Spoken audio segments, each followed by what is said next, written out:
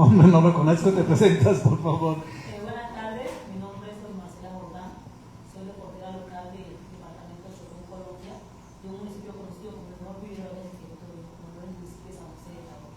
Ok, muy bien, entonces la dinámica es que pensamos para esta reunión es que se presentan primero las personas que están aquí sentadas enfrente y expongan un poco su trabajo, el trabajo de sus organizaciones y que luego entremos en un trabajo más en grupos pequeños para discutir sobre las temáticas que surgen, los problemas donde cada participante tiene la oportunidad también de hablar de sus experiencias y después al final volvemos al pleno e intercambiamos, digamos, un poco las ideas centrales que salen de esta conversación. Entonces, bueno, muchas gracias por asistir a esa reunión y escoger esta entre las 4.000 que hay aquí simultáneamente. Y empezamos, Nina, ¿quieres tú empezar con...? Vale, empezó. La idea es ahora una presentación y después entramos más en los temas. Sí, exacto. Sí. Vale, voy a hablar en portuñol y si no me comprenden algo, por favor me digan y ahí intento otra vez, ¿vale? Me llamo Nina, yo soy abogada del Centro por la Justicia Internacional. Nosotras somos una organización regional de derechos humanos. Trabajamos en toda la América Latina, en el Caribe y trabajamos en distintas pastas. Entonces yo estoy en cuanto abogada del escritorio de Brasil y Cono Sur. Tenemos también compañeras en Argentina, también tenemos compañeras en Mesoamérica. Las compañeras de Argentina comparten con nosotras el programa de Brasil Cono Sur. Tenemos el programa de Mesoamérica y un programa región andina y Caribe. Entonces también lidiamos con cuestiones locales de una manera reflexionando y dibujando estrategias en términos regionales, entonces compartiendo experiencias y también creando puentes entre las organizaciones locales de distintos países. Actuamos con litigio estratégico por la defensa de los derechos humanos en la región, más específicamente en el sistema interamericano y en el sistema ONU. Nuestra perspectiva es movilizar esas herramientas junto de organizaciones y movimientos sociales para fortalecer procesos de lucha. Entonces siempre estamos trabajando en conjunto con organizaciones en red, comprendiendo el litigio en cuanto a una de las herramientas políticas en nuestros procesos de lucha y de demandas por derechos. Entonces normalmente es una parte de una articulación más amplia que las personas, cada una de nuestras comunidades y territorios, están ahí desarrollando otras estrategias de incidencia y ahí nos aliamos desde la perspectiva de internacionalizar las denuncias y las demandas. Entonces es desde ahí también que nos posicionamos y dibujamos estrategias sobre defensa de defensores y también defensa de comunicadores populares, de periodistas, actuando en red. Entonces trabajamos en esa perspectiva tanto presentando casos en el sistema interamericano, que son procesos más largos de lucha por derechos, pero también con medidas de urgencia en situaciones de riesgo inminente y grave amenaza, intentando posicionar esas cuestiones en el sistema interamericano, en el sistema ONU, para que podamos así presionar para que los estados adopten medidas de protección. Y sabemos de todas las limitaciones también de las medidas de protección que muchas veces son concedidas por los estados nacionales, entonces también actuamos construyendo redes con otras organizaciones que desarrollan o apoyan, fortalecen medidas de protección popular y comunitaria. Entonces ese es un poquito del trabajo de CEGIL. ¿Puedes mencionar un caso ejemplar de defensa de comunicadores o periodistas en el historial del trabajo de ustedes? Sí, creo que puedo mencionar uno que es un caso brasileño, que es de un abogado popular, en realidad no es un periodista, que es Gabriel Pimenta, pero que fue el caso que la lucha de su familia junto de CEGIL y la Comisión Pastoral de la Tierra, que ahora desarrolló el Plan Nacional de Protección de Defensores, junto también de una lucha histórica de más de 20 años para que se desarrollara un plan de protección para personas defensoras y comunicadoras. Entonces ahora tenemos un plan nacional que se está en curso. También en otras regiones hemos trabajado, por ejemplo, el caso Cajar en Colombia, otros casos que también son de personas defensoras y de personas comunicadoras. Bien, gracias. Patricio, tú tienes dos camisas, ¿no? Aquí la del periodista, pero también eres representante de una organización afectada por el petróleo, ¿no? Por la damnificados, una organización de damnificados. Cuenta un poco cómo funciona tu trabajo con estas dos camisetas. Gracias, buenas tardes a todos. Mi nombre es Patricio Sarabia. Yo pertenezco a la UDAP, la Unión de Afectados por las Operaciones de la Petrolera Texaco, hoy Chevron, y mi presencia acá también obedece a un programa que desarrolla CORAPE, que es la Coordinadora de Radios Populares del Ecuador, con la DW. La UDAP nace a raíz del proceso judicial que las comunidades amazónicas llevaron contra esta empresa, contra la transnacional Texaco, que después se transformó en Chevron.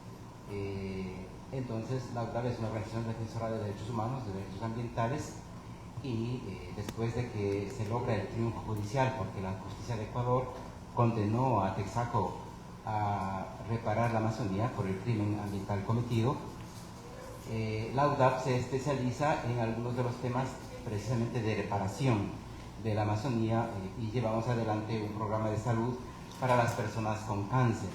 En nuestro país, las provincias afectadas por la exploración y explotación petrolera, Sucumbíos y Orellana, tienen el doble de cáncer de la media nacional. Y esto obedece evidentemente a la contaminación del petróleo. Entonces, nuestra organización trabaja el área de comunicación, el área de salud, el área de agroecología, porque como organización, como comunidades, pensamos que no hay que esperar el desenlace de este juicio para iniciar con actividades para recuperar el bosque, para recuperar el ecosistema.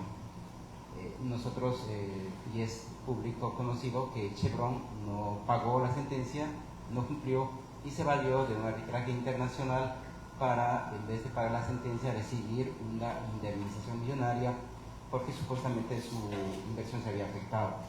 Entonces, la arquitectura jurídica internacional premia a Chevron y castiga a las comunidades, prioriza las inversiones, prioriza el capital por sobre los derechos humanos, por sobre la vida de la gente, de la naturaleza. Eso es lo que hay ahora.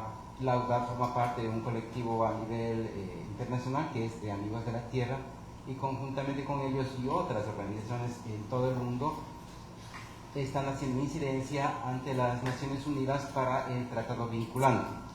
Un tratado que, así como se generó cuando nació el Tratado por los Derechos Humanos, que este tratado vinculante ahora en este espacio de desarrollo del capitalismo, en que las transnacionales tienen mucho más poder que muchos gobiernos juntos, que muchas de estas empresas transnacionales ponen y quitan gobiernos, que Naciones Unidas vuelva a recuperar su rol, que Naciones Unidas pueda decir: hey, detente, estás afectando la vida, estás afectando los derechos, y estas transnacionales no tengan esta impunidad que la tienen ahora, no solo en Ecuador, sino en todo el mundo y básicamente en el sur global.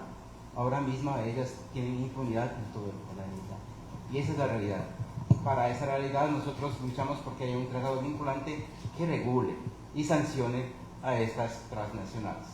La UDAP no hace el trabajo solo, no creemos que hacemos el trabajo solo, está bien, creemos que debemos hacerlo en asocio. Los casos que llevamos adelante son muy peligrosos para la vida de la gente que trabaja en la UDAP, por los gobiernos que están ahí, por las empresas transnacionales, por el sector donde nosotros vivimos.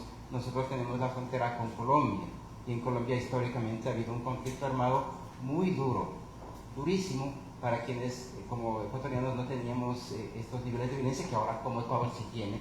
Ahora somos el mal ejemplo en América Latina, pero esa vinculación geográfica con Colombia ha determinado siempre ubicar a esa zona como una zona roja, como una zona de peligro, tanto por el tema de las guerrillas, de los paramilitares, del Plan Colombia, y ahora mismo por la presencia de los grupos de delincuencia internacional con el tema del narcotráfico.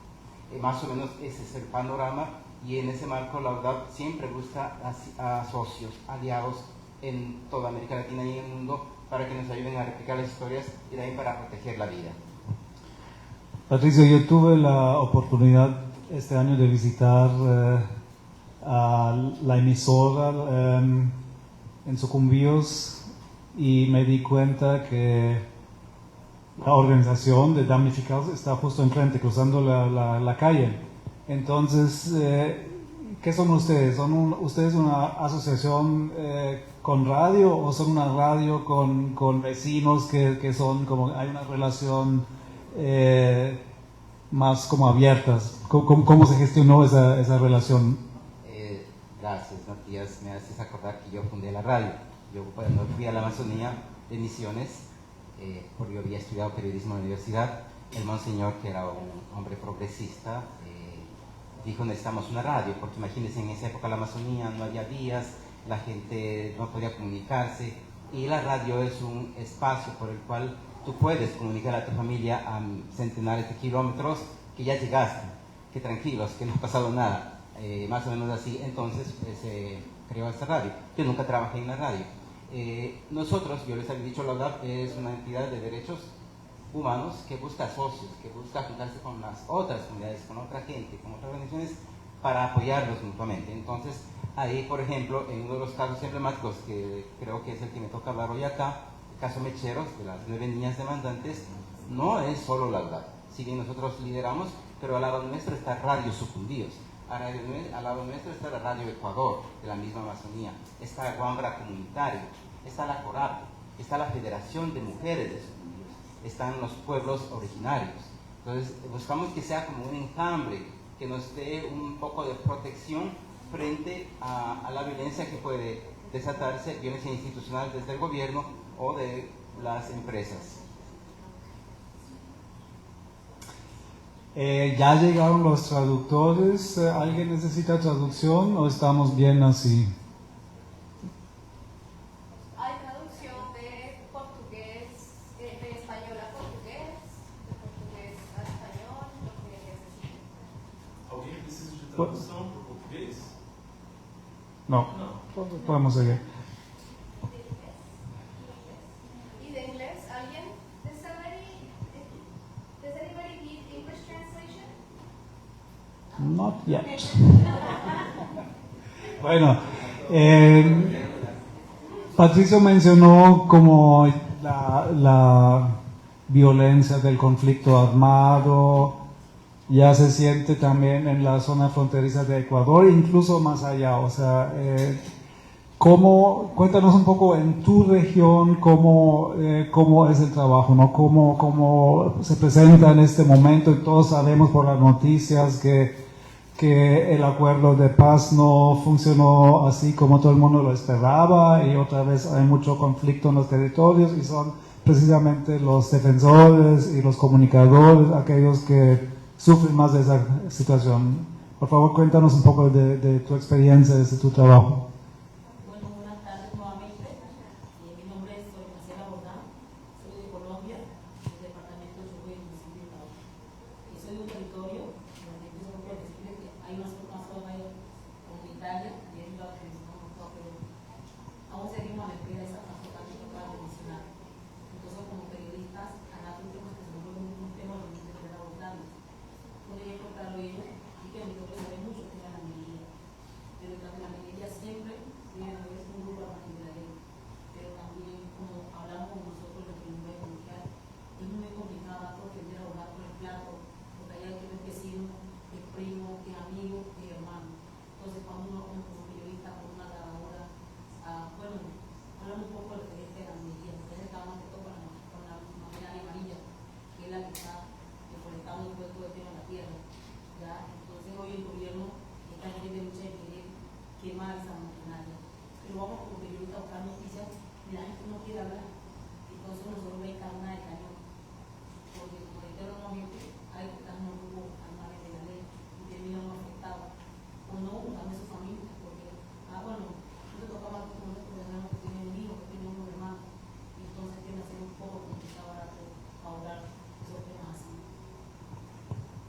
frente a esa situación, ustedes han accedido a algunas instancias, sea en Colombia o a nivel internacional, para recibir algún respaldo, para poder ejercer el derecho a la información? Para empezar, se me pasa por alto presentarme, trabajo en un medio que se llama Consonante, y yo soy actriz de Fundación para la Libertad de Prensa, pero siempre está muy de la mano de cualquier anomalía que se presente, pues damos más a ver, ya sé, y yo lo pertinente, nada, creo que lo que ya yo hasta el momento pues no he tenido pues ninguna dificultad, pero siempre le digo a ellos, cuando es tema de minoría, no me gusta votarlo porque siento mucho. Entonces, a través de Consonante, pues se cubre el tema de la minería y temas similares en distintas regiones del país. Tal vez puedes hablar un poco del trabajo de la red. Bueno, somos un grupo, específicamente senadores, sabemos 3 periodistas, Consonante hoy creo que está aproximadamente 6 o 7 departamentos, que son Guainía, Leticia, en La Guajira, en Chocó, y cubrimos noticias de todos los índole. De hecho, yo he trabajado en varios formatos, donde abordamos temas de salud, educación, de los diferentes casos que pasan por el territorio. Y de hecho, ahora que estamos viviendo este tema del cambio climático acá en Brasil, yo me siento al lado de mis indígenas aquí en esa protesta, porque de una otra manera lo decía yo, quizás solo cambie el idioma, pero las problemáticas son las mismas.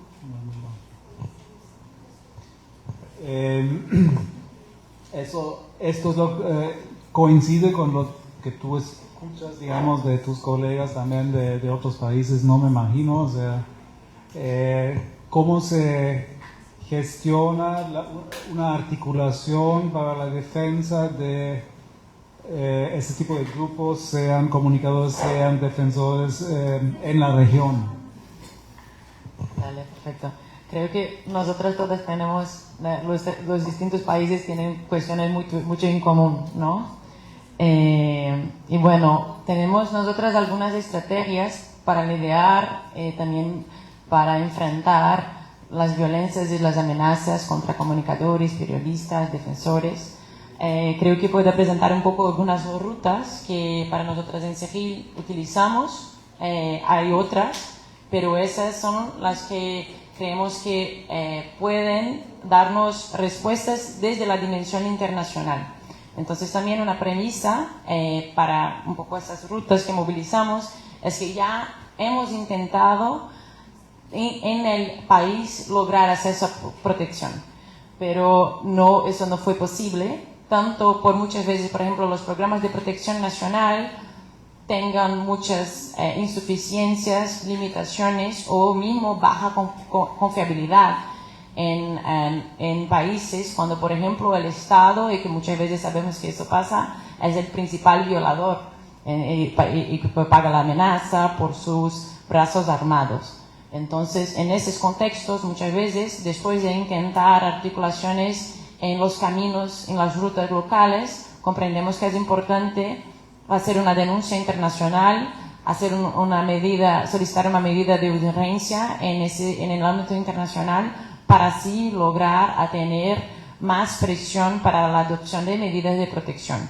Eso obviamente siempre reflexionando desde una perspectiva que alía los caminos institucionales en los sistemas interamericanos, en los sistemas ONU, pero también con articulación con otras organizaciones y movimientos que tienen herramientas específicas que puedan ayudar a saber, por ejemplo, si una persona está bajo vigilancia, si una persona o si la persona necesita de un desplazamiento muy rápido y por veces más rápido que una respuesta de un órgano internacional. Entonces también tenemos un poco una red de organizaciones aliadas que hacen ese tipo de soporte, pero que comprendemos que es importante presionar a los estados y solicitar medidas de urgencia en el ámbito internacional para que ahí logremos tener la adopción de medidas más robustas, como más sólidas, y que también devolver esa responsabilidad a los estados, porque si hay un contexto de vulnerabilización, de amenazas contra comunicadores, periodistas y defensores,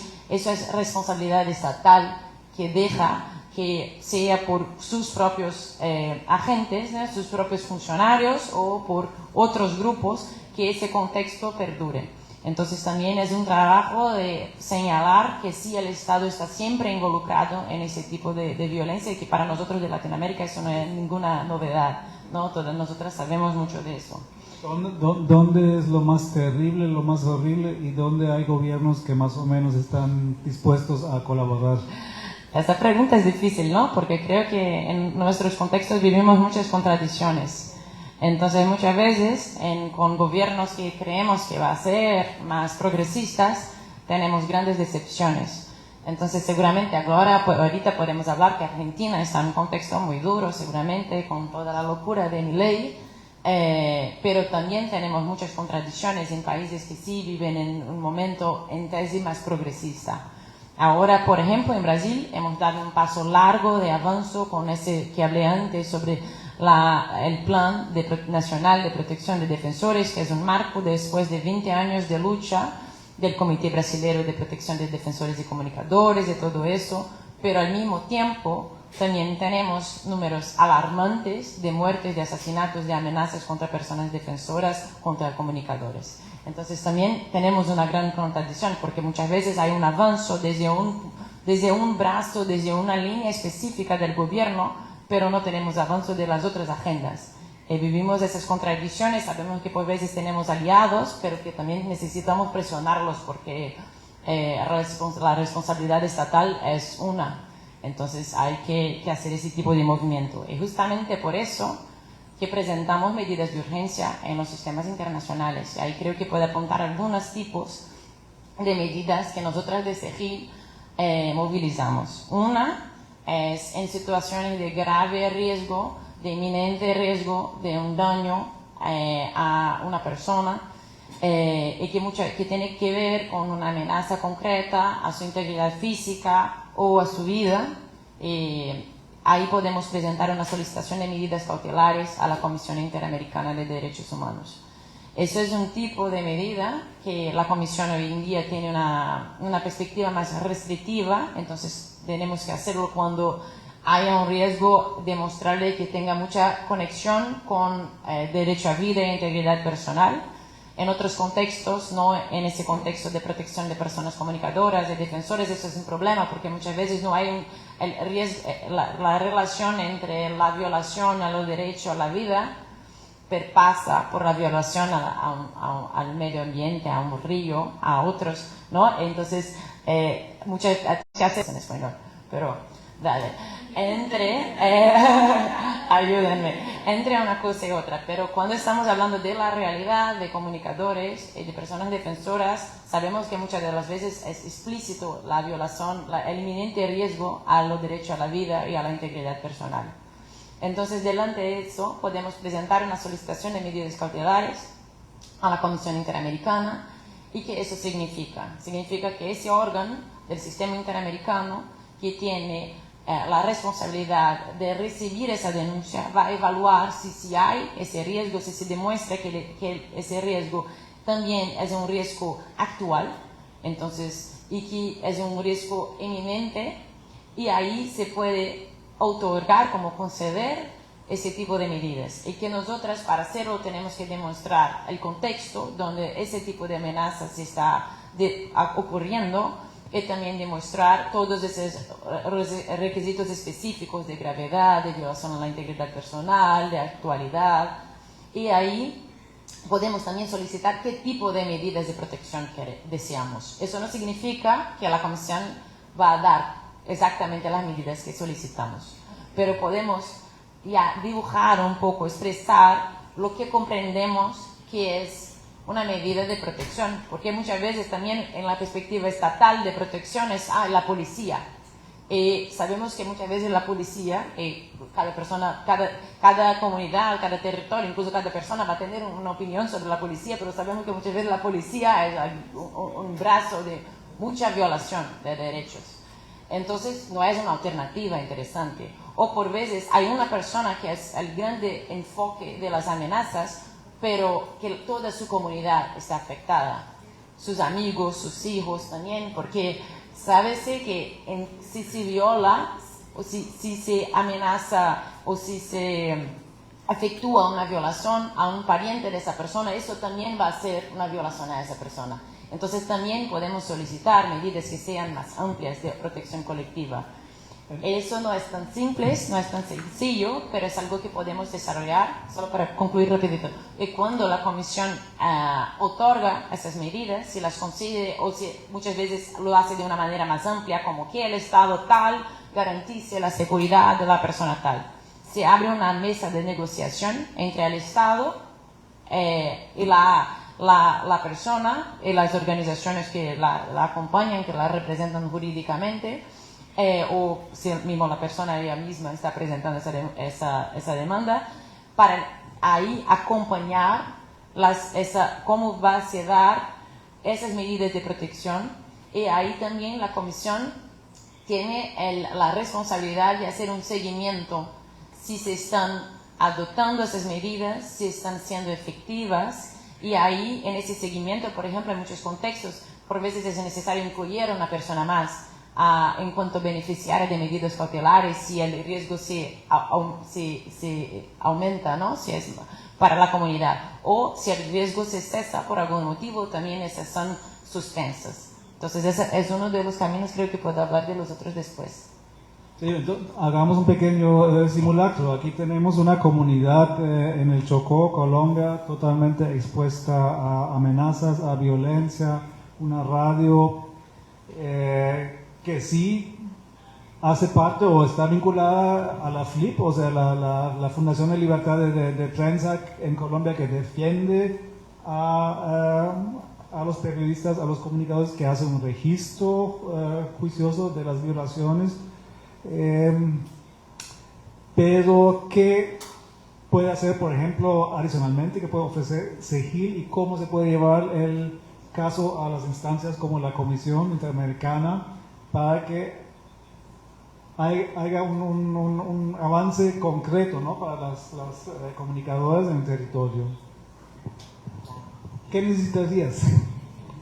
Pues la verdad, lo dije anteriormente, en el municipio de Tabó hay solo una sola radio publicitaria, y creo que está bien pues ese enlace con Mazonate para trabajar de la mano. Yo creo que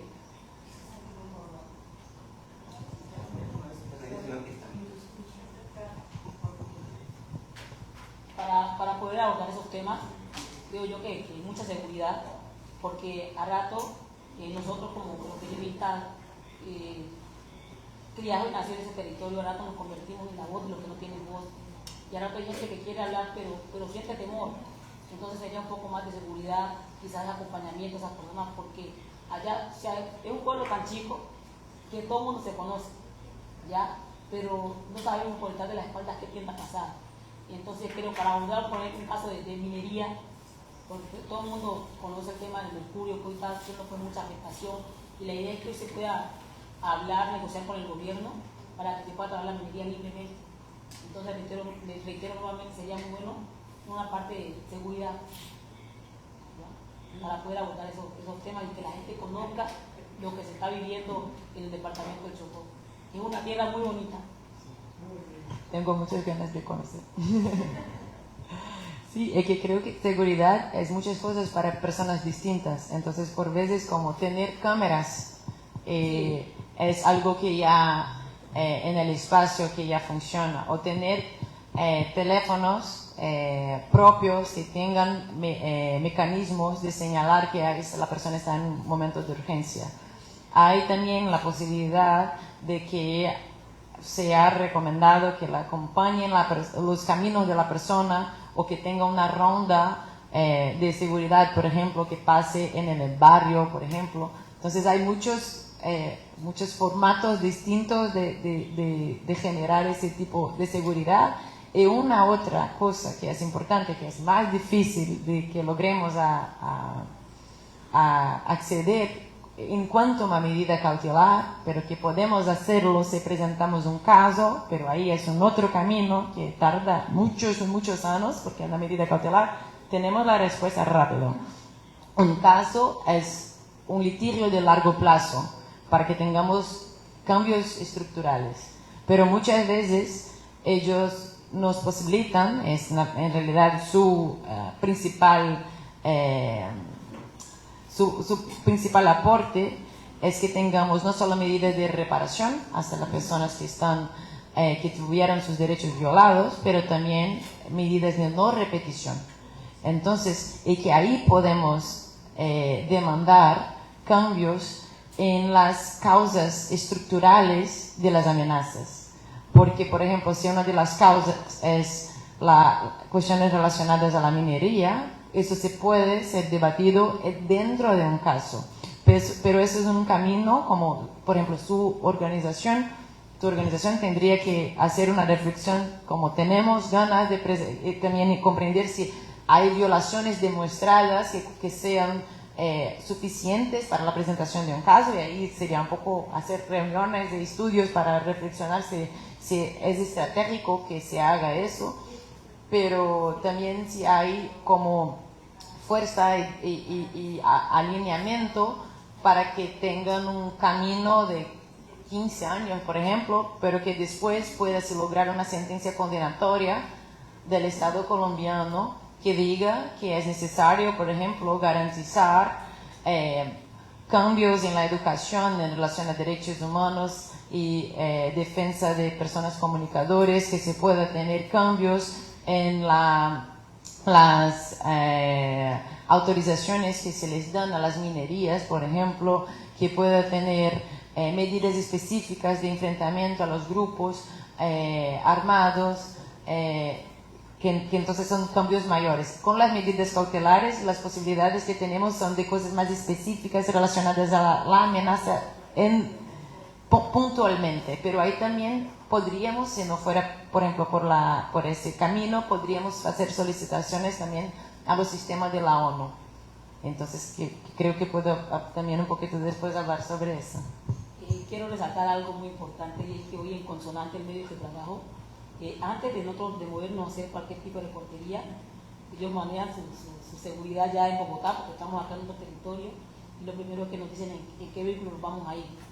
No sé si manejan un radar de nuestro movimiento. Entonces eso ahora me hace sentir muy seguro, y digo, bueno, voy a abordar un tema, porque yo sé que tengo la compañía de allá, del otro lado de mi país, del otro lado del departamento. Entonces por eso me siento segura por el medio de trabajo.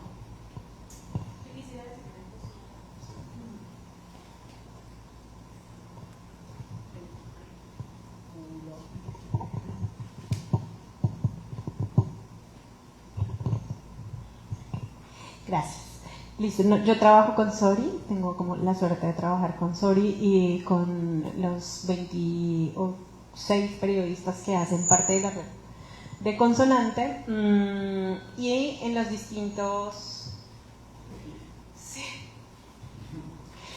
distintos departamentos en los que hace presencia Consonante y en donde tenemos periodistas locales.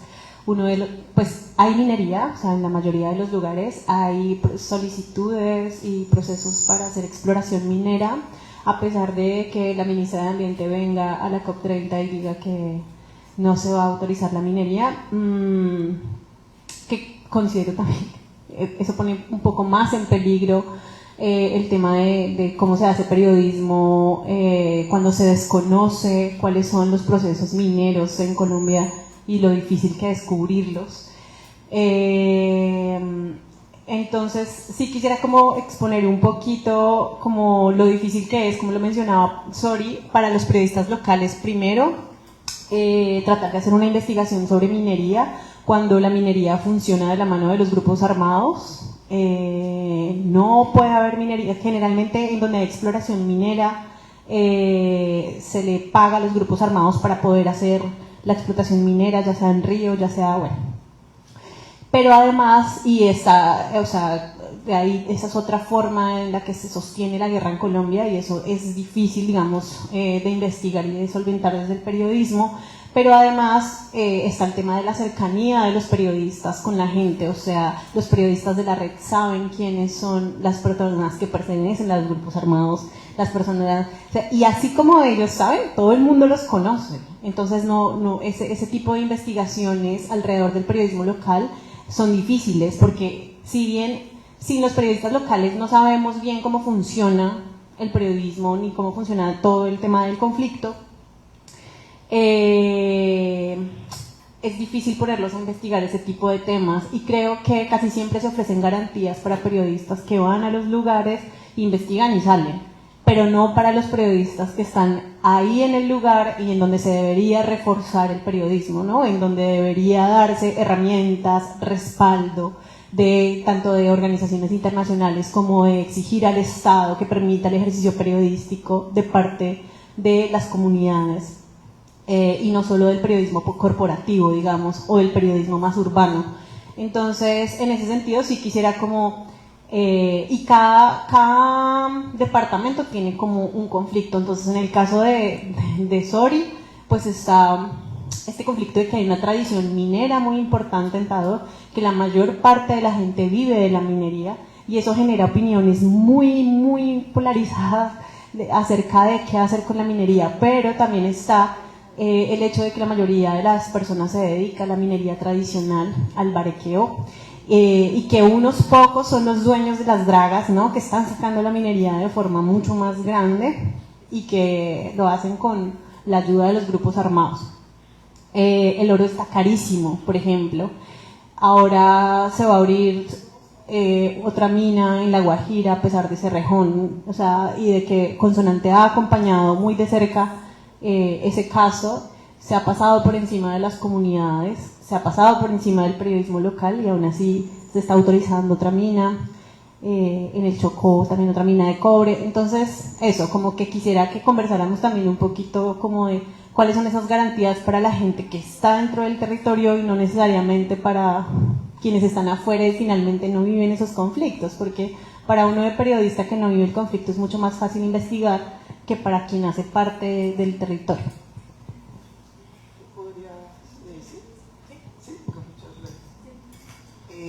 Bueno, muy buenas tardes para todos. Mi nombre es Steven Santiesteban, soy comunicador social, periodista.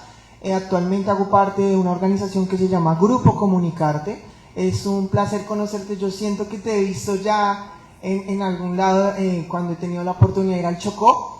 Nosotros también a través de EduPaz hacemos rutas de protección para las mujeres cuidadoras dentro del Chocó. Y bueno, si bien es cierto que la minería es un tema importante a tratar, creo que hay otros interrogantes también dentro del territorio que son muy importantes en el tema de violencias sexuales reproductivas, en el tema de la deserción escolar por parte de niños, niñas y adolescentes, en el tema también de la falta de empleo de los jóvenes. Entonces, si bien es clave abordar temas de minería, que de hecho el Ministerio de Minas estábamos trabajando en un tema de eficiencia energética 2.0, que es la transformación justa, como lo dice el gobierno, es muy importante también tener en cuenta estas garantías para la población en otros ámbitos, ya sea en educación, en seguridad, como tú mismo lo decías. Entonces me gustaría poder conversar también contigo para que me cuentes cómo es ese rol de ti, digamos, como esa lideresa dentro del territorio, que me parece clave para seguir haciendo una incidencia real.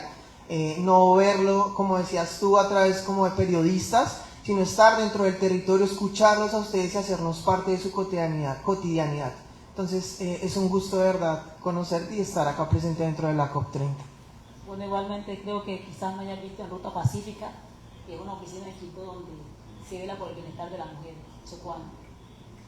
Para decirte, pues, al principio pues, me refería al tema que tienden a ser complicados, como el caso de la minería.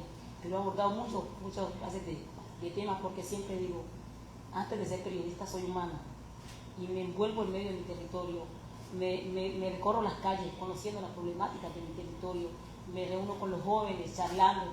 De hecho, yo manejo un grupo de niños y yo lo hago en aras porque para nadie es un secreto que hoy estamos en medio de la violencia, de la prostitución, la drogadicción, y yo quiero que esos niños no se pierdan.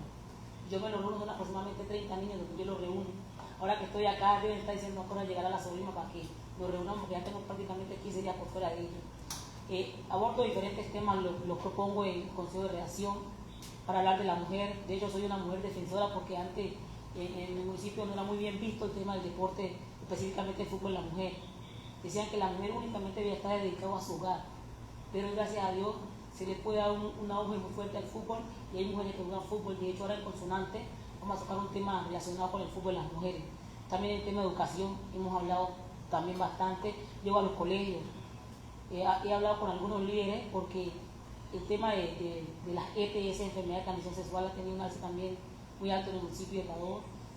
Trabajé no que hice parte de la Liga de Usuarios de Ecuador y siempre me preocupé por ese tema, de buscar barreras de esta forma de que se pudiera mitigar esa problemática. Hemos también abordado temas relacionados con lo del PAE, que tiene que ver con la alimentación escolar de los niños. En consonante, hemos tocado temas cuando se ha vulnerado los derechos de los niños con su alimentación, pero también hemos abordado temas cuando ha sido buena, que ha habido un cambio en el PAE. Entonces, como chocuana, padoseña, me recorro todo mi pueblo con aras de sentir el calor de mi gente y poder ser esa voz de aquellos que no pueden hablar. Hay que saber de qué se puede hablar y de qué no en cada situación, en cada territorio. Y bueno, en Colombia tal vez ya tienen muchos años de experiencia con esto, ¿no? Por todo el tema del conflicto armado. Yo pude observar el año pasado en Perú, en la Amazonía peruana, en Ucayali, que la entrada de los grupos armados es más reciente, pero se siente muy fuerte. Y en una visita que hicimos el año pasado se registraban como unos 20 grupos armados internacionales, entre colombianos, brasileños, venezolanos, hasta chinos, disputando las distintas riquezas del territorio, entre la coca, el oro y demás. En Ecuador, yo creo que también el tema es más reciente, aunque tú mencionas que ya en la frontera siempre ha habido como incursión de violencia o de grupos violentos desde Colombia, pero en el último año, en los últimos 2 años, la situación ha cambiado también drásticamente, ¿no? ¿Cómo se preparan ustedes como defensores y como comunicadores ante esa situación? Bueno, básicamente en Ecuador la explotación minera es a través de la gran minería y de la minería ilegal. En ambos espacios están los grupos armados. Los grupos delincuenciales son contratados por las grandes empresas para, a través de la violencia, limitar la capacidad de las comunidades a resistir, a decirle no a la minería.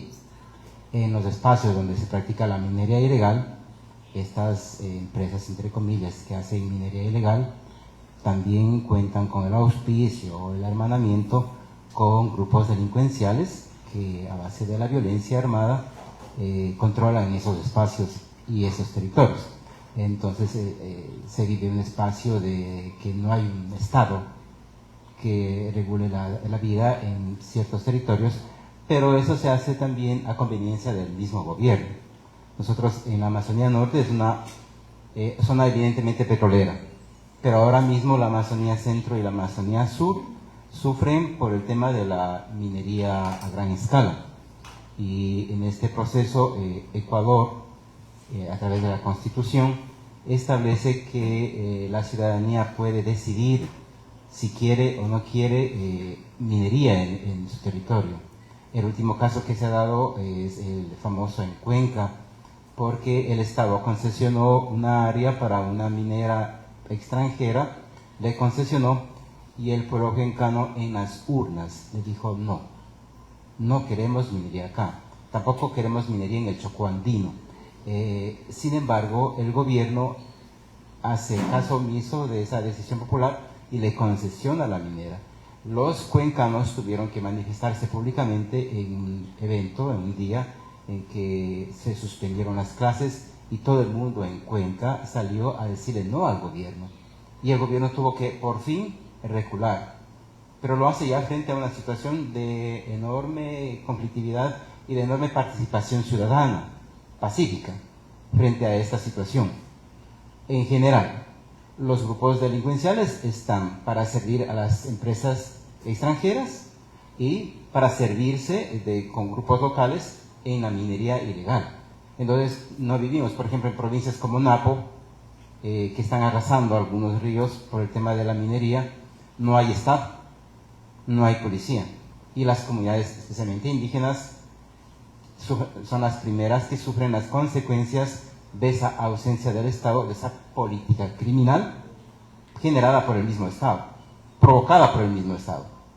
Y cuando le conviene al Estado, previa a una elección, por ejemplo, la que viene ahora mismo el 16 de noviembre, hace un ejercicio de Rambo y de intervención, pero es solamente para generar una corriente o un relato de que va a luchar contra estas, porque al otro día vuelve a lo mismo.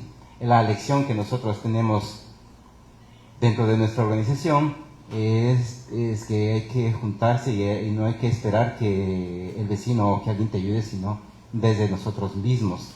Y nuevamente convocar siempre, como lo hizo Cuenca, toda la sociedad cuencana, universidades, organizaciones sociales, comerciantes y la empresa privada incluso, se juntaron y manifestaron. Si eso no sucede, la sociedad misma deja pasar, deja hacer. Nosotros tenemos una constitución garantista de derechos. Y ahora mismo este gobierno no le conviene a esa constitución, quiere quitar esa constitución, quiere quitar los derechos a la naturaleza. Nuestra constitución reconoce los derechos a la naturaleza, es decir, reconoce a los ríos que tienen vida, reconoce al bosque, reconoce los ecosistemas. Y eso le estorba al gran capital. Sea carbón, sea que sea oro, sea que sea petróleo. No importa, lo que quieren es arrasar y después dejar. Las provincias de Sucumbíos y Orellana, siendo que las provincias son las que han generado millones de dólares por el petróleo, son las provincias más pobres del país, en donde hay menos ausencia de servicios básicos. Lo mismo va a pasar en la Amazonía Sur y en la Amazonía Centro. El Ecuador vino acá a esta COP con sus contribuciones nacionales, las famosas NDC. Esas son inconsistentes porque esperan de apoyo externo para cumplir esos compromisos. ¿Qué apoyo externo si no, tú mismo no quieres cumplirlos? ¿Qué apoyo externo si estás abriendo el territorio a la gran minería, estás abriendo a la exploración de petróleo en el centro y el sur del país? O sea, eso hay que decirle no. Y a ese no, nosotros como UDAP convocamos a toda Latinoamérica, a todo el mundo, a unirnos a estas organizaciones que en la Cumbre de los Pueblos mañana se van a manifestar. Nosotros estamos con ellos, nosotros somos ellos, porque estamos defendiendo el territorio, no solo en la Amazonía Norte, no solo acá en Brasil, sino en Bolivia. Y esto debe generarse para toda Latinoamérica, para decirle basta al extractivismo, basta a esos ejercicios de neoliberalismo que pudren a la nación, que hacen más ricos a los ricos y más pobres a los pobres, que destruyen una vida solo por ese maldito capital. Sí, bueno, ese es el tema también que se siente muy fuerte aquí en Belém en estos días, ¿no? Como dicen, la COP de la sociedad civil, donde se siente mucho la resistencia a los temas como acaba de describirlo Patricio. Yo quisiera ver si hay alguien aquí de Brasil que nos pueda hablar un poco de las condiciones como se viven en la Amazonia brasileña aquí, para que nos quedemos con Colombia, Ecuador y Perú solamente. ¿Hay alguien? ¿Sí?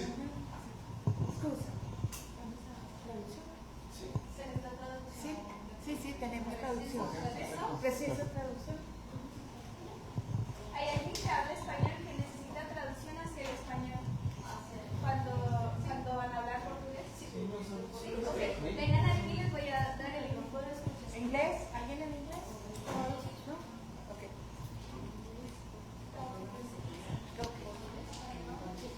Bueno, en este momento nosotros nos encontramos en una de las casas que se desarrollan varias actividades en el marco de la COP30, y una de las casas es esta, por ejemplo. Esta es, como su nombre está, casa de jornalismo. Y pues el tema que se está abordando precisamente en este momento es el tema del caso de los mecheros en Ecuador, en la provincia de Sucumbíos. Han hablado ya Patricio Saravia, quien viene desde Sucumbíos específicamente con el tema, está también Matías, quien es parte de la TW Academy América Latina, y periodistas de Colombia y también de Brasil que están tomando en este momento pues la palabra. Ha llegado las personas, cabe recalcar que dentro de lo que cabe en todas las en todos los eventos que se realizan, sea en las zonas verdes y azules, también en las casas, precisamente las casas que como la que estamos el día de hoy pues compartiendo, y como ustedes están mirando, se les está colocando se les está brindando la oportunidad de tener la traducción, porque al tiempo real se traduce, ¿no?, el mensaje que van teniendo, y por eso se ha detenido un ratito, una pausa, hasta que las personas puedan tener precisamente los respectivos auriculares con los que ellos estarán escuchando en el idioma. Por ejemplo, si usted habla inglés, le da el código de inglés, ¿no?, para que usted pueda escuchar en inglés. Si usted habla el portugués, le van a darle así mismo el auricular de portugués. Entonces, este es el equipo, precisamente la persona que va a traducir. Comasónico, compartiendo con ustedes este conversatorio sobre el caso de los mecheros en Equador. Eu tô até com medo agora de falar, porque todo mundo vai entender. Bom, deixa eu me apresentar. Tá muito alto o microfone? Eu falo meio alto mesmo. Bom, meu nome é Bruna, sou Bruna Pinheiro, eu sou jornalista de Mato Grosso, aqui no Brasil. É um estado na região centro-oeste do país. Nós somos compreendidos por 3 biomas, né? Amazônia, Cerrado e Pantanal. É um estado extenso, assim como o Pará. A gente anda muito, às vezes chega 2, 3 dias andando no mesmo estado. É tudo muito distante também. E com relação, só complementar, eu acredito que, assim como outros países, uma coisa que a gente observa muito, no meu estado pelo menos, é uma aliança entre os poderes, né? A polícia, o judiciário, o aparelhamento da imprensa também, né? A gente temos muitas pautas socioambientais. Eu trabalho numa rede de organizações socioambientais de Mato Grosso, composta por 34 entidades, e tem desde MST, CPT, coletivos de pescadores, coletivos de jovens, enfim, é uma rede bem ampla, bem diversa. E uma das dificuldades que a gente tem no campo da comunicação é que muitas pautas elas são bloqueadas para a grande imprensa, justamente por esse aparelhamento do Estado, né? Acho que é uma realidade de muitas cidades pequenas e médias e grandes também do país, onde a gente tem governos que anunciam, né, nas prefeituras, nas câmaras, então muitas pautas acabam não avançando, não chegam na grande mídia. E além do Formad, que é a rede que eu componho, eu também faço parte da Rede Nacional de Proteção a Comunicadores Populares e Jornalistas.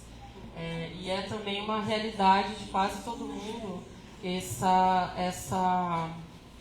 medo mesmo de trabalhar com socioambiental, né? Eu acredito que a maioria de quem está aqui trabalha com socioambiental, então, além de ser uma pauta que muitas vezes não desperta tanto interesse dos colegas jornalistas, existe também esse medo de trabalhar com isso, por medo da repressão, por medo de, às vezes, não conseguir bons empregos, porque, de fato, os melhores empregos estão nas assessorias de imprensa, de prefeituras, de governos, enfim. E eu fiz essa apresentação da minha rede, dos problemas que a gente tem passado lá, e aí eu queria fazer uma pergunta para a Nina. Isso. que você falou de uma incidência que vocês fazem em órgãos interamericanos e na ONU, né? Nós temos alguns casos lá, algumas entidades nossas, que elas não se apresentam publicamente, enfim, diante de algumas pautas, e é aí que a minha rede entra, o Formaggio assina algumas notas públicas, notas jurídicas, notas técnicas, mas a gente ainda não faz essa incidência interamericana, né? Então, nós temos muitos assuntos que são barrados nos instrumentos nacionais, tipo STF, STJ, os TJs, e a gente, eu confesso que é uma realidade que para a gente ainda é um pouco distante, assim, saber desses mecanismos, dessas ferramentas interamericanas e internacionais, e eu queria saber se é tão difícil assim quanto a gente pensa, ou se realmente ainda é uma articulação que está crescente e que a gente precisa capilarizar isso melhor. Porque quando você falou, eu pensei em pelo menos uns 2 ou 3 assuntos que na minha rede a gente poderia internacionalizar, digamos assim, mas realmente, estando lá um pouco mais distante, às vezes não tem esses contatos, né? Não sabe muito a quem recorrer e quais as ferramentas que a gente usa. Isso tanto da parte de comunicação, quanto da proteção de defensores também, de lideranças de juventude, indígenas, de comunidades tradicionais. Então, eu queria saber um pouquinho quais seriam esses caminhos que a gente pode traçar. É isso. Obrigada. Antes de que respondas, quiero agradecerte por esta pregunta, porque es precisamente la pregunta que nos ha movido desde el año pasado, cuando empezamos con este proceso de la COP de Cali. Hace exactamente un año nos reunimos con el representante de la Comisión Interamericana de REDESCA, o sea, la Comisión de Derechos Naturales, Económicos, Culturales, Humanos y Económicos. En otro orden, pero no es así. Entonces son derechos humanos, ¿no? Tienen diferentes aspectos, pero es derechos humanos. Y con comunicadores de los diferentes países, como lo estamos haciendo ahora, para ver cómo se hace. Luego tuvimos otras reuniones virtuales con ellos para ver cómo se hace, ¿no? Cómo se hace, cómo se accede a este mecanismo internacional. Ya sabemos que hay limitaciones también, ¿no? Porque depende de los gobiernos al fin de si implementan o no acciones, pero cómo concretamente, si hay un caso en uno de los países como en el Chocó, en Sucumbíos o aquí en Brasil, cómo se puede construir un caso para llevarlo a esas instancias internacionales. Bruna, vou te responder em português.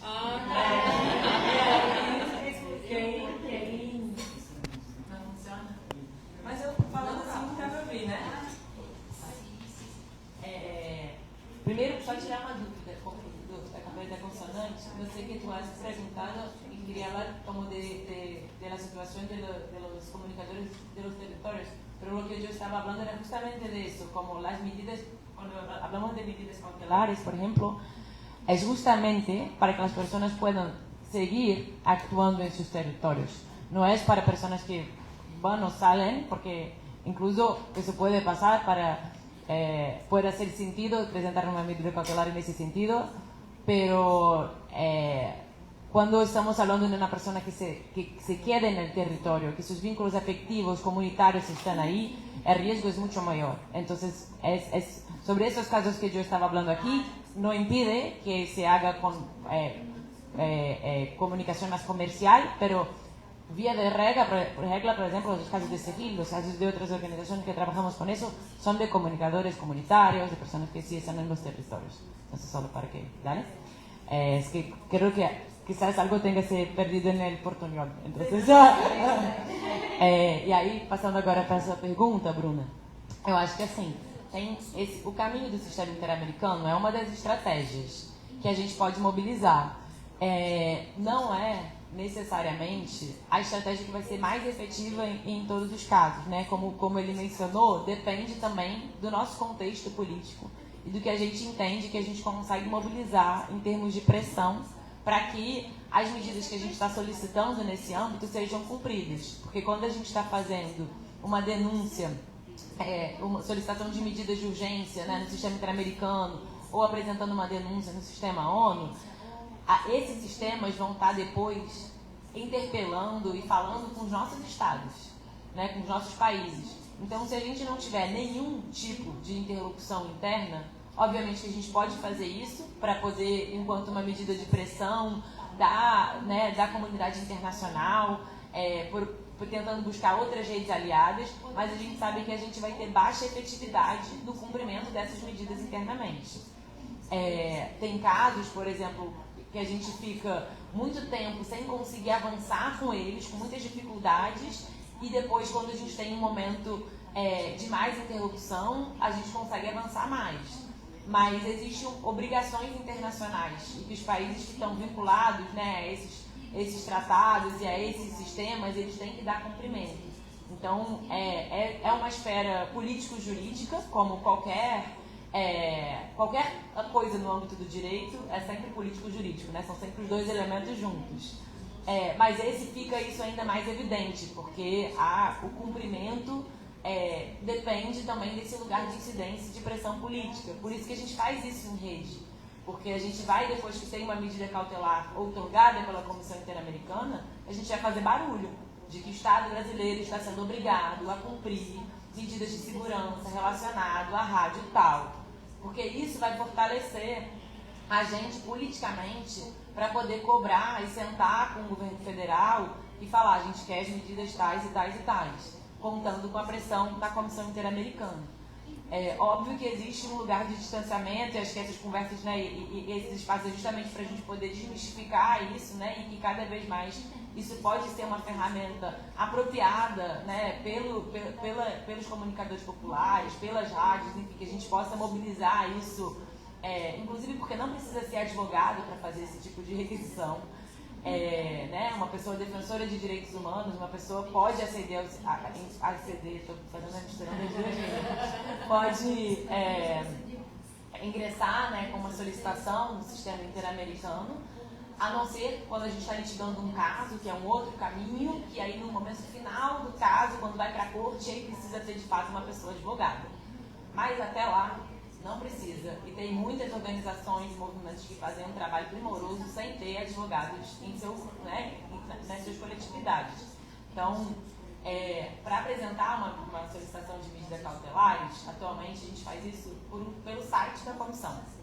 É óbvio que quando a gente conta com uma parceria que já tem uma experiência nesse tipo de solicitação, a gente tem certas informações e elementos que ajudam a gente a fazer o cálculo da nossa estratégia. Porque quando a gente abre o site da comissão e vai fazer uma solicitação de medida cautelar, e eles têm vários materiais internos que explicam isso, e o CEGIL, inclusive, tem um guia sobre litígio de casos e sobre litígio de cautelares. Agora a gente está até atualizando o de cautelares, depois eu posso até passar para vocês, para a gente compartilhar na rede. Tem um passo a passo que às vezes ajuda a gente a desenvolver certos argumentos, porque por vezes a gente conta uma história que é a realidade, né, e vocês que são comunicadores, jornalistas sabem muito mais do que eu, e que se a gente apresenta certos elementos de uma forma mais sublinhada, isso vai corroborar para que a comissão, na análise dela, entenda que a gente está preenchendo alguns dos requisitos que precisam ser preenchidos para a gente fazer essa solicitação. Que em linhas muito gerais, né, a gente precisa manifestar a gravidade da situação, então a gravidade do risco que está apresentado, que é um risco iminente, então, ou seja, que é um risco atual e que está sendo, que se mantém no tempo, né, não foi, por exemplo, uma ameaça que a pessoa recebeu em 2022 e que ela continua se sentindo insegura. E é horrível, porque por vezes a pessoa se sente insegura e tem motivos de se sentir de fato. Mas se não houve outros episódios que depois a gente consiga comprovar que essa insegurança segue, a gente tem muita pouca possibilidade de ter uma medida cautelar outorgada pela comissão. Então, no site da comissão, a gente vai preencher, eles fazem perguntas de qual é o contexto, qual é a situação de urgência, qual é a ameaça, se a gente já tentou internamente conseguir acesso a mecanismos de proteção e qual foi a resposta. Se a pessoa a qual a gente está dizendo que tem que ser beneficiária dessas medidas cautelares ela concedeu autorização para que esse pedido seja feito, né? E aí pensando, por exemplo, pessoas que estão privadas de liberdade, muitas vezes não tem como, né, ter uma anuência expressa ao seu consentimento. Então a gente pode inclusive dizer, essa pessoa está privada de liberdade, foi presa injustamente, por isso não vai ter como consentir com essa solicitação e estamos solicitando em nome dela. É intuitivo, de certo modo, a partir do site da comissão. Eu aconselho fortemente olhar esses materiais, e não é porque eu trabalho no CEGIL, mas é porque o CEGIL faz isso há muito tempo. Os materiais do CEGIL são muito didáticos, assim, e conseguem apoiar bastante a gente nesses procedimentos, e inclusive a gente está à disposição para poder tirar dúvidas, né, assessorar nesses processos. Muitas vezes tem organizações e movimentos parceiros que vem com um caso, com uma dúvida, e a gente ajuda a construir o argumento, ou ajuda em mecanismos de incidência também. Além da comissão, existe possibilidade de também enviar denúncias para o Sistema ONU, que é um outro caminho. No Sistema ONU, a gente tem mais limitações, mas também a gente tem, por vezes, um nível de difusão e de ampliação disso no debate público que é interessante. Porque a comissão, pelas próprias atribuições e competências desse órgão, ela vai dizer, Estado brasileiro, recomenda ao Estado brasileiro que faça isso, isso, isso, isso. Quando a gente apresenta, faz um apelo urgente, que é um mecanismo que a gente tem no Sistema ONU, que é quando a gente faz um apelo a relatorias da ONU, por exemplo, a relatoria de liberdade de expressão, ou outras relatorias, falando de uma situação urgente, de um risco iminente, ou uma situação de uma violação que está em curso, a gente vai enviar essas informações e a gente, nesse apelo urgente, vai pedir que o Sistema ONU, se não está dando para entender, ou que eles estão ali com fone, está dando para... a gente vai pedir que essas relatorias da ONU se pronunciem sobre isso. Então, óbvio que isso tem muito menos força do que a gente conseguir abrir uma mesa de negociação para que medidas cautelares sejam implementadas, medidas de proteção sejam implementadas, mas a gente consegue, a partir disso, um posicionamento de uma relatoria, como agora, por exemplo, quando teve um massacre, né, com mais de 130 mortes no Rio de Janeiro, na minha cidade, na cidade da Lulu, que está ali também, a gente tem relatorias da ONU falando isso que aconteceu é absolutamente inaceitável, viola isso, viola os parâmetros de uso da força, representa a desigual forma que a polícia se relaciona com a população negra. Então, isso é uma manifestação importante que a gente pode politicamente difundir isso para que a gente lance luz a um caso de uma ameaça, né, e que a gente, a partir daí também, a partir dessa exposição positiva, possa conseguir garantir tanto um pouco mais de segurança, quanto às vezes ampliar nossa rede aliada para que mais gente se junte, ou às vezes pressionar o governo do estado, ou o governo federal, para que tenham, né, que se mexa as instâncias necessárias para garantir um pouco mais de proteção. E a gente também tem cartas que a gente pode enviar à relatoria, que isso a gente faz quando a violação já ocorreu, denunciando uma violação ocorrida. E que aí as relatorias vão se posicionar em relação ao que deve ser feito para reparar. Então são mecanismos diferentes. A gente pode fazer todos eles ao mesmo tempo, né? O da cautelar e um apelo urgente, por exemplo. Né? Não faria sentido fazer a carta porque, em tese, a violação não teria ocorrido, né? Seria um grave risco. Mas a gente tem como mobilizar isso de forma coletiva, assim, né? E articulada. É isso. Gracias, sí. O sea, vemos que el camino, sea como sea, es largo, ¿no? Y para un medio comunitario que tiene pocos recursos, ¿no? Como para pagar abogados o para sostener un proceso judicial que puede demorar años, ¿no? Varios años, es muy complicado. Y te quería preguntar cuáles serían como casos con más chances, más oportunidad de éxito, de pronto si se juntan varios o hay otra, o simplemente se resalta buscar el caso emblemático que sí, que como que puede ser simbólico para muchos otros y tiene más oportunidad de llegar a esas instancias. Y luego tenemos ahí dos preguntas todavía y creo que vamos a tener que cerrar.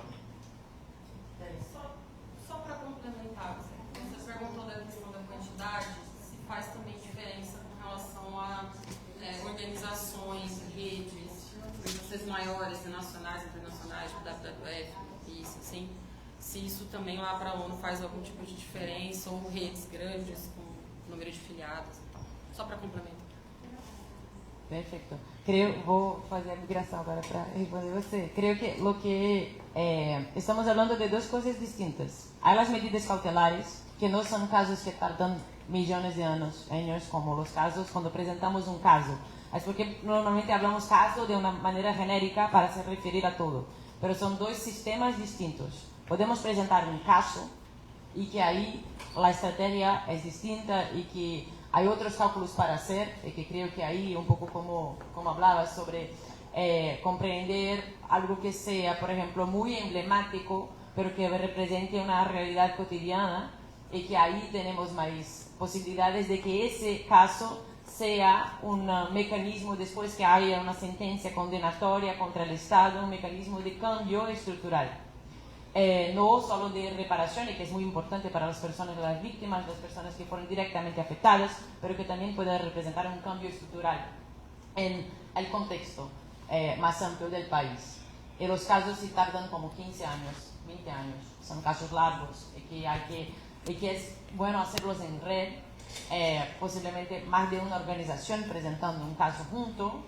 No es necesario que la organización sea de personas abogadas, pero es bueno también contar un poco con ese tipo de expertise, con organizaciones aliadas. Y después que si el caso sigue hacia la Corte Interamericana, que es como el final del litigio, ahí es necesario tener una persona abogada, o si tiene, hay un defensor interamericano que actúa para las víctimas o las organizaciones peticionarias. Ese es un punto. El otro es el sistema de medidas cautelares, que son medidas de urgencia, que era sobre eso que yo estaba hablando antes. En relación a eso, no se tarda tanto como medidas cautelares en tesis, hay que salir lo más pronto posible. Sabemos que la comisión trabaja de forma muy sobrecargada, entonces muchas veces tarda más lo que gustaríamos, y que también es un órgano político, entonces por veces va a dar más atención a ciertos tipos de solicitud que a otros. Pero en tesis eso tiene que salir como en el máximo en un año o en algunos meses, de que también podemos hacer presión política, solicitar reuniones para que tengamos más oportunidades de debatir ese caso y ponerlo en el centro para que tenga más chance de salir rápido. Entonces, en esos casos hay que tener muy bien delineado quiénes son las personas afectadas, y ahí estamos hablando de personas físicas, como personas. No estamos hablando de personas jurídicas. Cuando hablamos de personas jurídicas vamos a hablar de ellas, pero nombrando como necesito de medidas cautelares en beneficio de las periodistas de tal organización que se llama Nina, Bruna, porque esas medidas tienen que tener concretud. Las personas, si no sabemos todos sus nombres, porque muchas veces son sobre casos de colectividades, las personas tienen que ser o identificadas o identificables. Como hay que ser posible señalar o tener bien delineado quiénes son esas colectividades. Cuando estamos hablando, por ejemplo, de comunidades indígenas, de quilombos, por ejemplo, podemos solicitar una medida cautelar en el nombre de toda una comunidad, pero que son personas identificables, o de todas las personas que están privadas de libertad en la misma unidad prisional, por ejemplo. Es posible hacer de esa manera. Pero cuanto más elementos tengamos específicos sobre cómo las amenazas van de encuentro a la persona o a esa colectividad identificable, es importante, porque hay más chances de que tengamos las medidas cautelares concedidas por la comisión. Porque podríamos decir que como toda la población brasileña está en gran riesgo con la crisis climática, y no tendríamos medidas cautelares en razón de eso, como son requisitos más específicos. Muchas gracias. Dos preguntas.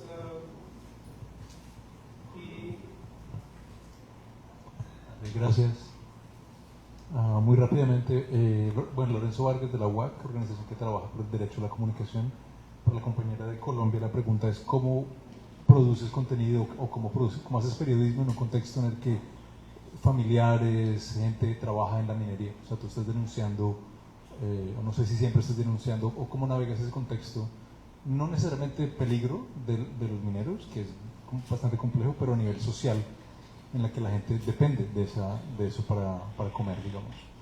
Y para el compañero de Ecuador, aquí en la COP se está hablando mucho del fondo de los bosques para siempre, ¿no? Que es el gran fondo de conservación de la Amazonía propuesto por Brasil, que va un poco en la misma línea de los bonos de carbono y todo lo demás.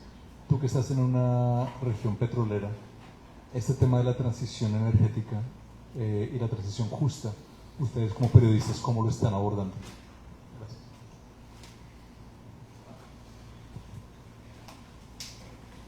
Es una pregunta como que se puede combinar con esta.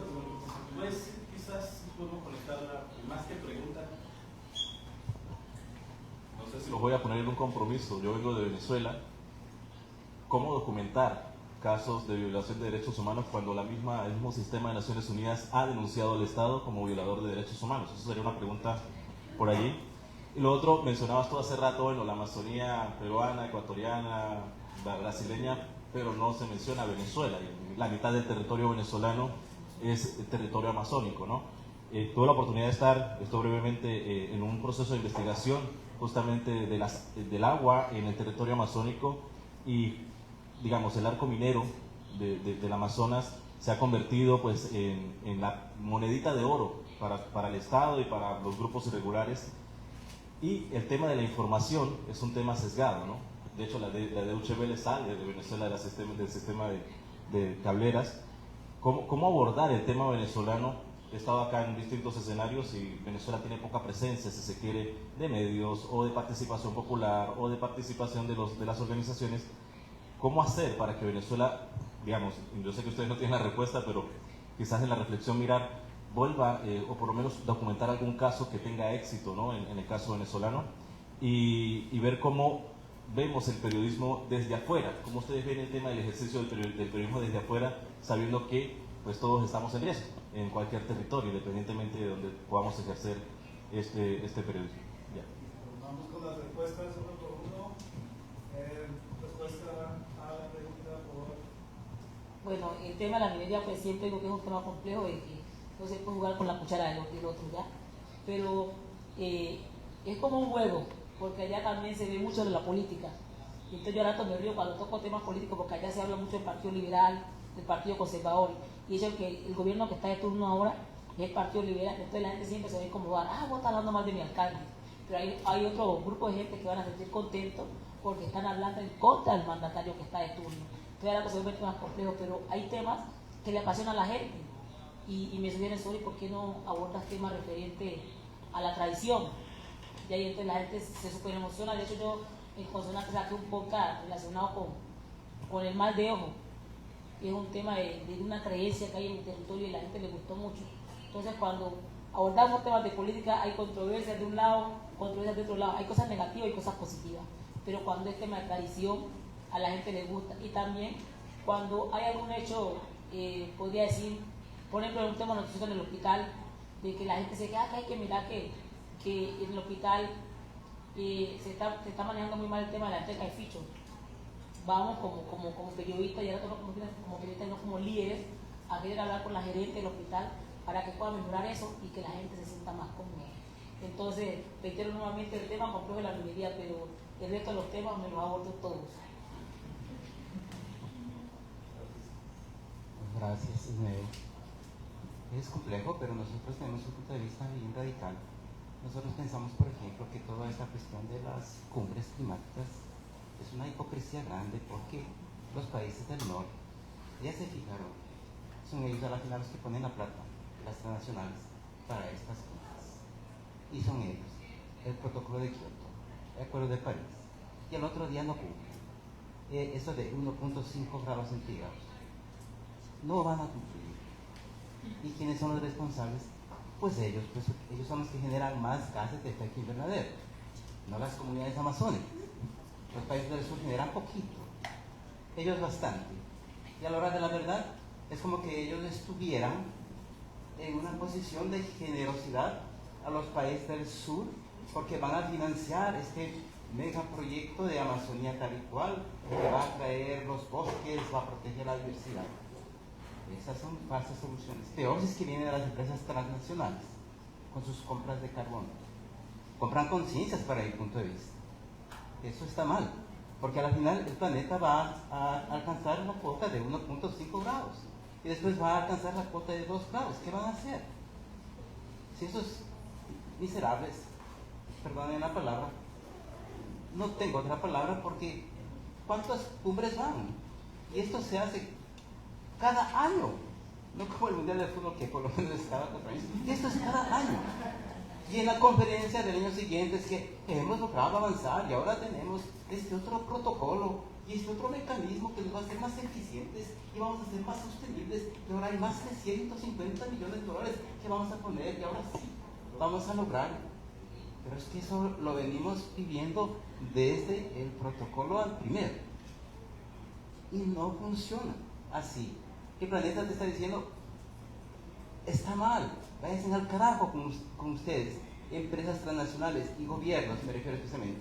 Y después están los gobiernos del sur que en un ejercicio de mansedumbre agradecen que le van a financiar y van a canjear la deuda, bonos verdes.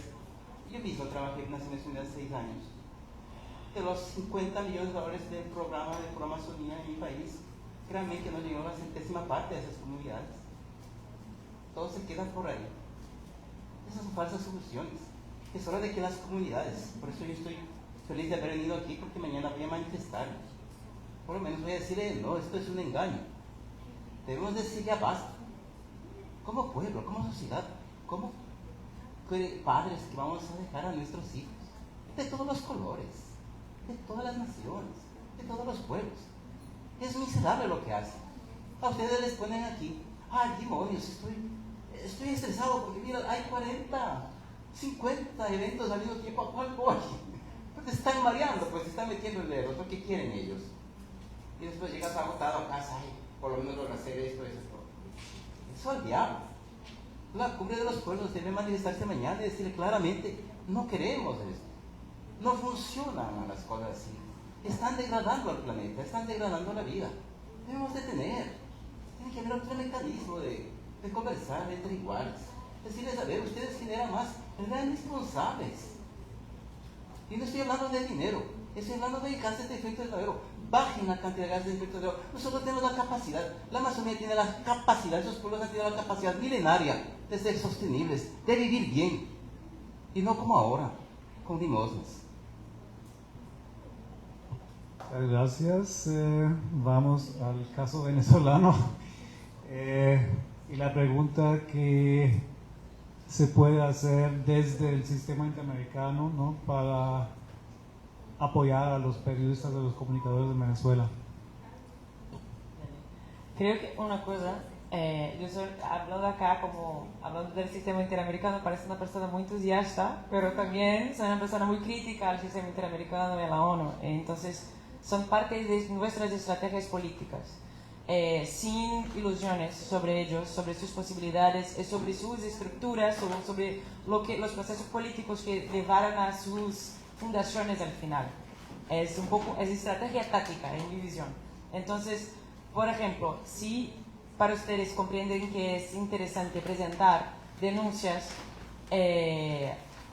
mismo sabiendo que las posibilidades efectivas de una respuesta estatal frente a esas denuncias son imposibles, que sea también una forma de registro, de denuncia para la comunidad internacional, de registro de creación de memoria sobre un proceso político muy complejo y muy duro. Pero son instrumentos muy contradictorios también, como la ONU ha hecho cosas muy duras en todas las partes del mundo. Entonces también es un poco como comprender ese sistema en todas sus contradicciones, para que ahí podamos movilizarlos de una manera con el cinismo necesario, creo, y también con los pies en el suelo para saber lo que podemos lograr en ellos. Porque, no sé, en las clases de Derecho Internacional muchas veces nos hacen creer que ahí va a solucionar todos los problemas. Pero todos nuestros países fueron condenados 1000 veces en organismos internacionales y seguimos con graves violaciones de derechos humanos ocurriendo. Entonces, no es es parte de una estrategia de incidencia política, que después que tenemos una medida cautelar o después que tenemos una sentencia contra nuestros países, ahí tenemos más espacio para nuestras disputas políticas, tenemos más espacio para hacer denuncias, para intentar articular políticas que sí comprendan las necesidades de las personas. Pero creo que es un dilema importante, que también es un poco cómo ustedes entienden que es más efectivo relacionarse con ese tipo de sistema en ese momento. No, contesté, pero intenté. Bueno, muchas gracias. Yo creo que aquí tenemos un tema para ampliar bastante todavía, pero se nos va el tiempo. Pues en resumen, yo creo que vemos que el tema es complejo, ¿no? Y todo eso ya lo sabíamos, pero yo creo que estos espacios sirven para intercambiar un poco experiencias y de pronto también posibles caminos, y yo creo que lo que hay que hacer es seguir dialogando sobre este tema, buscar estos foros, aprovechar de esos foros como la COP, donde se encuentra la gente de distintos territorios para intercambiar experiencias, estrategias, contactos y seguir haciendo lo mismo también en los países, los territorios de cada una de ustedes, ¿no? Entonces, muchas gracias por la asistencia, por los aportes, ¿no? de todos los que hablaron aquí, y tendremos otra oportunidad hoy mismo por la tarde. Cuéntanos tú, Joana. Bueno, con eso nosotros estamos cerrando esta No, transmisión. es que sí tenemos un evento ahorita a las 6, pero ese requería inscripción previa. Entonces, si alguien quisiera quedarse, puede entrar a la página del GLF y allí pueden inscribirse. Pero no sé si aún tenemos cupos, no lo tengo claro.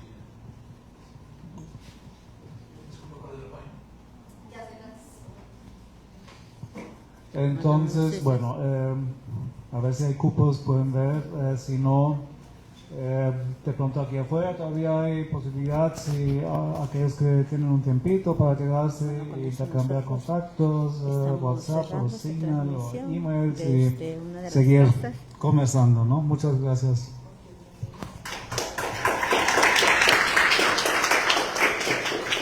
Así cerramos este evento. Entonces, una de las conversaciones que se llevan a efecto en diferentes casas acá en la ciudad de Belén. Hoy ha tocado a la organización, a la DW Academy, con el tema del caso de los mecheros, un tema bastante interesante que pues está precisamente en Ecuador, en la provincia de Sucumbíos.